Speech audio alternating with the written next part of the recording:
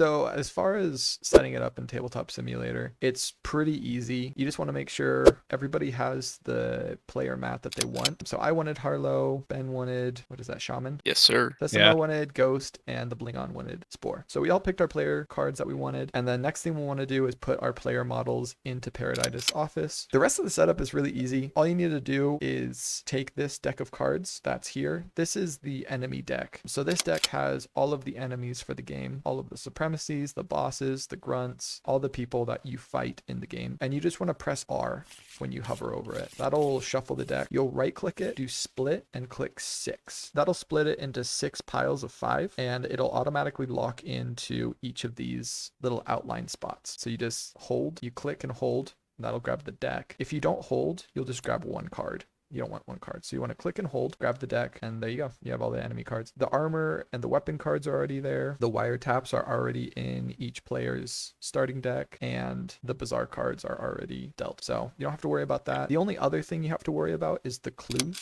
And so same thing, you'll want to shuffle the clues, and you want to grab one clue out of the pile. And this is the supremacy that we're trying to hunt for the game. Here, I'm gonna grab it just so it's not next to any players and kind of put it like right there. Mm-hmm. So that's the big bad guy that in order to win the game we have to find him in the enemy decks, which are called target cards. So we have to find the target card that matches this card, and we're going to learn which this card is by seeing the other lead cards that we have here. So once you've seen all the rest of these, you're going to realize one's missing, and that's going to be that one. So that's when you're going to be looking for in these various target decks. So once that's been taken out, we'll put the false lead into this deck. We'll want to flip it over by pressing F. You click it and then put it into the clue deck. And then shuffle it a in. couple of times, yeah. And then I guess the best way to do it is just deal it out, grab a card, and pass it to each player. Yeah, just everybody can take one card and put it in your hand. Don't let anybody else see this. And just a reminder, any card that's inside of your hand, nobody can see, even if you flip it. However, when you take it out of your hand, that's when people can see it. So if the card is face down in my hand and I take it out of my hand, it's still face down. If the card is face down in my hand or face up in my hand and I take it out, then it'll be face up. So when you take the card out of your hand, whether you sell the card or whether a player beats you and steals your clue card, it's very important that you have it face down, and then you can